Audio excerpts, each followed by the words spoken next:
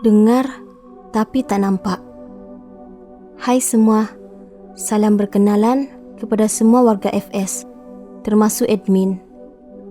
Oke, nama saya Fridanil, bukan nama penuh.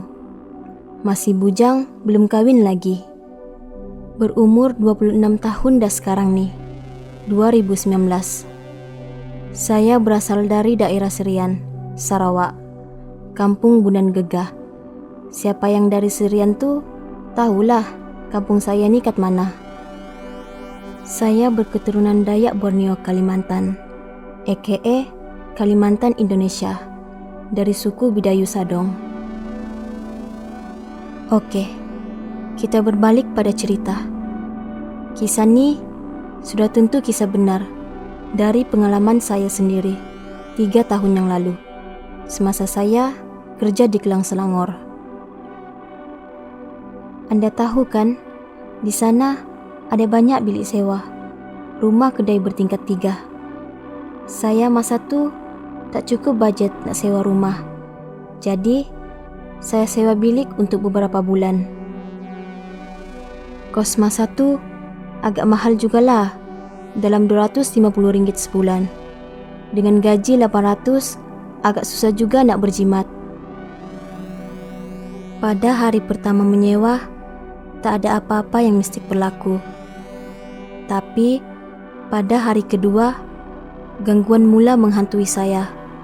Sebagai penyewa baru di bilik hujung dengan rumah bagian belakang di tingkat paling atas, aras 3, sebagai salam pengenalan. Saya mula mendengar bunyi-bunyi yang tak masuk akal. Bunyi macam enjin kapal angkasa sedang mendarat di atas bumbung rumah. Masa tu, saya baru balik dari Sino Cyber Cafe, antara jam 2 ke 3 pagi macam tu. Kerana perasaan ingin tahu, saya naik terus ke bumbung rumah. Masa tu, memang itu yang saya fikirkan. Saya ni kan peminat dorang. Sampai je saya di atas, sunyi, tak nampak apa-apa. Hanya ada tangki air sebesar kolam mini dengan ampaian jemuran saja yang nampak. Cepat betul mereka pergi. Masa tu, memang saya tak rasa seram sejuk pun. Saya tak tahu kenapa. Yalah, masa tu manalah saya tahu pasal benda-benda gaib ni, terutamanya alam bunian. Kalau ada pun, sikit-sikit je. Apa yang saya tahu, hantu je. Tak lama kemudian, saya turun menuju ke bilik saya. Lokasi bilik sewa saya berada di kedudukan nombor 2 dari bilik paling hujung yang dekat dengan bilik air. Bilik nombor 3 dari hujung pula, bilik yang berjiran dengan saya dan juga berjiran dengan bilik yang dekat dengan dapur. Kedudukan semua bilik sewa, termasuk dapur dan bilik mandi, adalah berkedudukan segi 4. Di tengahnya pula, laluan lorong yang sempit berbentuk L. Sampai saja saya di hujung rumah, tak jauh dari bilik saya, iaitu di antara bilik yang bersebelahan dengan dapur dan bilik mandi, telinga saya tertangkap bunyi sesuatu dari bilik sebelah, berdekatan dengan dapur dan jiran sebelah bilik saya. Kedengaran jiran sebelah sayu-sayu mengaji. Merdu juga suaranya. Di pagi buta pun ada orang mengaji. Wah, rani juga orang ni ya, kataku dalam hati. Saya buka kunci bilik dan terus saya ambil tualah dan peralatan untuk mandi. Selepas mandi apa semua, saya terus masuk tidur sampai ke pagi. Pada pagi tu, macam biasa, saya akan bertegur sapa dengan jiran sebelah bilik. Saya pun berkatalah ke jiran ni, rajinnya kamu bangun awal-awal pagi mengaji.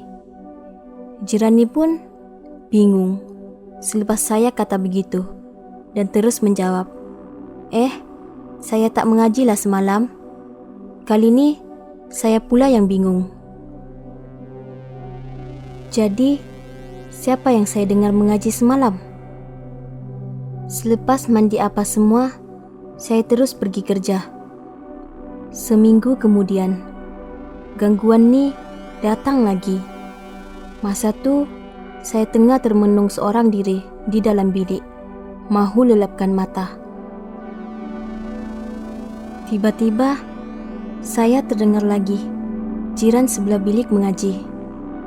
Tapi kali ini seperti mengaji beramai-ramai.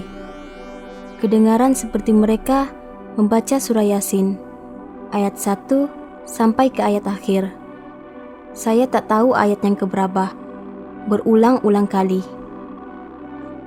Saya kenal surah ni, walaupun saya bukan Islam. Sebab masa college dulu, saya selalu dengar akan sebilik saya mengaji. Jadi, saya tahu serba sedikit surah-surah dalam Al-Quran. Selepas tu, mereka senyap. Tak lama kemudian, saya dengar bunyi seperti orang pakai selipar. Kasutlah, termasuk juga sepatu kayu. Kedengaran mereka beredar beramai-ramai. Dalam beberapa minit kemudian, pintu bilik saya diketuk dari luar, bersertakan ucapan salam. Saya pun bangun sambil menjawab salaman. Saya buka saja pintu, kamu teka apa yang saya lihat?